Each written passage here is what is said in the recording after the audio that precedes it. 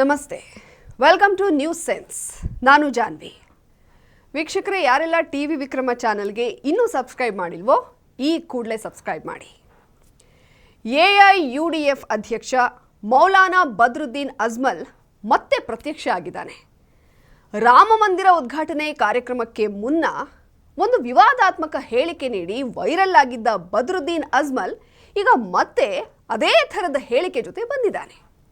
In fact ಈ ಬದ್ರುದ್ದೀನ್ ಅಜ್ಮಲ್ ರಾಮ ಮಂದಿರ ಉದ್ಘಾಟನೆಗೂ ಮೊದಲು ಕೊಟ್ಟಿದ್ದು ವಿವಾದಾತ್ಮಕ ಹೇಳಿಕೆ ಅಲ್ಲ, ಭಯೋತ್ಪಾದಕ ಹೇಳಿಕೆ.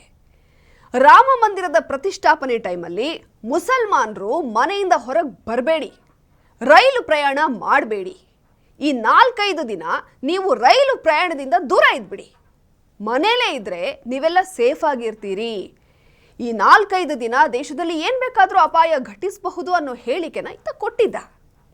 ಈ ಹೇಳಿಕೆ ನೋಡಿದರೆ ಯಾರಿಗಾದರೂ ಆತಂಕ ಆಗೋದಿಲ್ವಾ? ಮುಸಲ್ಮಾನರೆಲ್ಲ ರೈಲು ಪ್ರಯಾಣ ಮಾಡಬೇಡಿ ಅಂದರೆ ರೈಲಲ್ಲಿ ಸ್ಫೋಟ ಮಾಡಿ ಹಿಂದೂಗಳನ್ನು ಉಡಾಯಿಸೋ ಪ್ಲ್ಯಾನ್ ಇದೆ ಅಂತಾನೆ ಅನ್ಸೋದಿಲ್ವಾ? ಮುಸಲ್ಮಾನರು ಮನೇಲೇ ಇರಿ, ಆಚೆ ಬರಬೇಡಿ ಅಂತ ಹೇಳಿದ್ರು ಕೂಡ ಅದೇ ರೀತಿ ಧ್ವನಿಸೋದಿಲ್ವಾ? ಅವರು ಭಯ ಪಡಿಸಿದ್ರೆ ತಪ್ಪಲ್ಲ, ನಾವು ಭಯ ಪಟ್ಟರೆ ತಪ್ಪು ಅನ್ನೋ ಹಾಗೆ ಬದ್ರುದ್ದೀನ್ ಹೇಳಿಕೆ ಬಗ್ಗೆ ಭಯ ವ್ಯಕ್ತಪಡಿಸಿ ಕಾರ್ಯಕ್ರಮ ಮಾಡಿದ್ದನ್ನು ಕೆಲವರು ಭಾರಿ ವಿರೋಧ ಮಾಡಿದ್ರು. ಈಗ ಇದೇ ಬದ್ರುದ್ದೀನ್ ಇನ್ನೊಂದು ವಿವಾದಾತ್ಮಕ ಹೇಳಿಕೆ ನೀಡಿದ್ದಾನೆ. ಮುಸಲ್ಮಾನ ಹೆಂಗಸರು ಹಿಜಾಬ್ ಧರಿಸೋದನ್ನ ಯಾವುದೇ ಕಾರಣಕ್ಕೂ ಬಿಡಬಾರ್ದಂತೆ. IAS ಅಧಿಕಾರಿಗಳು, IPS ಅಧಿಕಾರಿಗಳು ಕೂಡ ಕಡ್ಡಾಯವಾಗಿ ಹಿಜಾಬ್ ಧರಿಸಬೇಕಂತೆ. ಅದು ಬಿಡಿ, ಮೆಡಿಕಲ್ ಫೀಲ್ಡ್ನಲ್ಲಿರೋ ವೈದ್ಯರು ಮತ್ತು ನರ್ಸ್ಗಳು ಕೂಡ ಹಿಜಾಬ್ ಧರಿಸಿ ಕೂದಲು ಮುಚ್ಕೋಬೇಕಂತೆ. ಹಿಜಾಬ್ನಿಂದ ಮುಚ್ಚದೇ ಇರೋ ಕೂದಲು ದೆವ್ವದ ದಾರಕ್ಕೆ ಸಮ ಅಂತೆ. ಅದು ಕೂದಲಲ್ವಂತೆ, ದೆವ್ವದ ದಾರ ಅಂತೆ. ಇನ್ನು ಮುಸಲ್ಮಾನ ಹೆಣ್ಮಕ್ಳು ಮೇಕಪ್ ಮಾಡ್ಕೋಬಾರ್ದಂತೆ, ಅದು ದೆವ್ವಗಳು ಮಾಡೋ ಕೆಲಸ ಅಂತೆ. ನೋಡಿ, ಇವನೊಬ್ಬ ಲೋಕಸಭಾ ಸದಸ್ಯ, ಜಾತ್ಯತೀತ ದೇಶದ ಪ್ರಜಾಪ್ರತಿನಿಧಿ.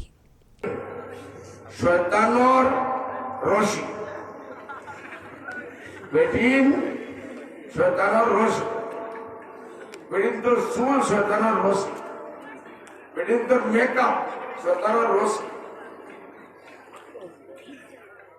বাজারও গেলে চোখ নিচে রইতে ওইগুলো ইসলামিক তালিম চুল পুরাই মেট্রিকও পড়ো সায়েন্স পড়ো কোনো আপত্তি নাই, IAS করো IPS করো, নো আপত্তি। আইস তুমি তাই যদি মাথা দুಪಟ್ಟ রাখাইব না. ಹಿಜಾಬ್ ಸಂಸ್ಕೃತಿಯನ್ನ ಮುಸಲ್ಮಾನರಲ್ಲಿ ಹೆಣ್ಮಕ್ಕಳಿಗೆ ಆಗ್ತಾ ಇರೋ ಅನ್ಯಾಯವನ್ನ ವಿರೋಧಿಸಿ ನಮ್ಮ ಟಿವಿ ವಿಕ್ರಮ ಒಂದು ಅಣಕ ಕಾರ್ಯಕ್ರಮ ಮಾಡಿತ್ತು. ಮುಸಲ್ಮಾನರ ಈ ಹಿಜಾಬ್ ಪದ್ಧತಿಯ ಬಗ್ಗೆ ಜಾಗೃತಿ ಮೂಡಿಸೋದಕ್ಕೆ ನಾವು ಆ ಕಾರ್ಯಕ್ರಮನ ಮಾಡಿದ್ವಿ. ಆದರೆ ಅದಕ್ಕೆ ಖಟ್ಟರ್ ಮುಸಲ್ಮಾನರು, ಜುಬೇರ್ ಥರದ ಫ್ಯಾಕ್ಟ್ ಚೆಕ್ಕರ್ಗಳು ಸಿಕ್ಕಾಪಟ್ಟೆ ಉರ್ಕೊಂಡಿದ್ರು. ಈಗ ಈ ಬದ್ರುದ್ದೀನ್ನ ಹೇಳಿಕೆ ಕೇಳಿಸ್ಕೊಂಡವರು ಮತ್ತೊಂದು ಸಲ ಆ ವಿಡಿಯೋ ನೋಡ್ಕೊಂಡು ಬನ್ನಿ. ನಾವು ಟೀಕಿಸಿದ್ದು ತಪ್ಪ ಅಂತ ನೀವೇ ಹೇಳಿ. ಸ್ನೇಹಿತರೆ, ಈ ಬದ್ರುದ್ದೀನ್ ಯಾವತ್ತೂ ಮುಸಲ್ಮಾನ ಹೆಣ್ಮಕ್ಕಳ ಹಿತದೃಷ್ಟಿಯಿಂದ ಮಾತಾಡಿರೋ ಉದಾಹರಣೆನೇ ಇಲ್ಲ. ಅಸ್ಸಾಂನಲ್ಲಿ BJPನ ಸೋಲಿಸಿ ತಮ್ಮ ಪಕ್ಷನ ಅಧಿಕಾರಕ್ಕೆ ತಂದರೆ ಬಹುಪತ್ನಿತ್ವವನ್ನು ಜಾರಿಗೆ ತರ್ತೀನಿ ಅನ್ನೋ ಆಶ್ವಾಸನೆ ಕೊಟ್ಟಿದ್ದಾನೆ ಈ ಪುಣ್ಯಾತ್ಮ. ಎಸ್, ಈಗ ಹಿಮಂತ್ ಬಿಸ್ವಾ ಶರ್ಮಾ ನೇತೃತ್ವದ BJP ಸರ್ಕಾರ ಅಲ್ಲಿ ಪಾಲಿಗಮಿ ಅಂದರೆ ಒಂದು ಗಂಡು ಇಷ್ಟ ಬಂದಷ್ಟು ಹುಡುಗಿರನ್ನ ಮದುವೆ ಆಗೋದನ್ನು ನಿಷೇಧ ಮಾಡಿದೆ.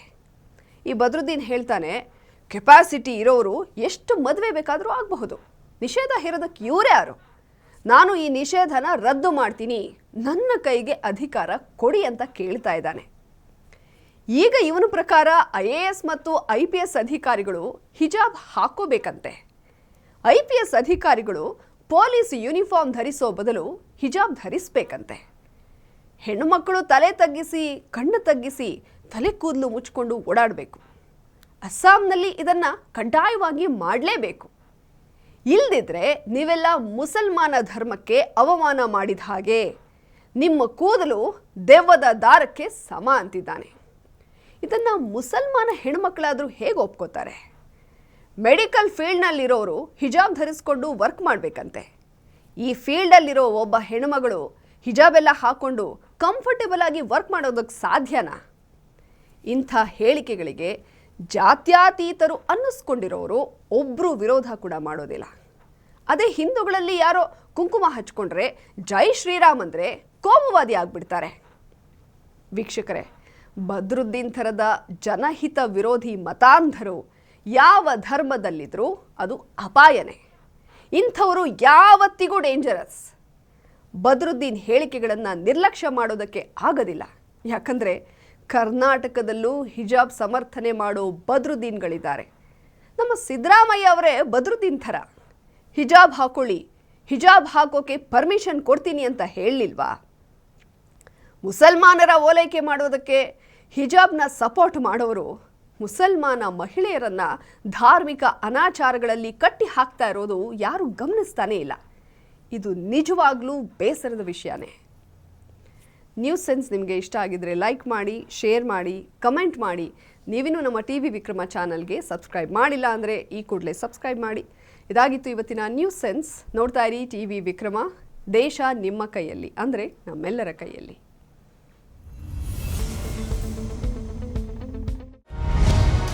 ಟಿವಿ ವಿಕ್ರಮ, ದೇಶ ನಿಮ್ಮ ಕೈಯಲ್ಲಿ.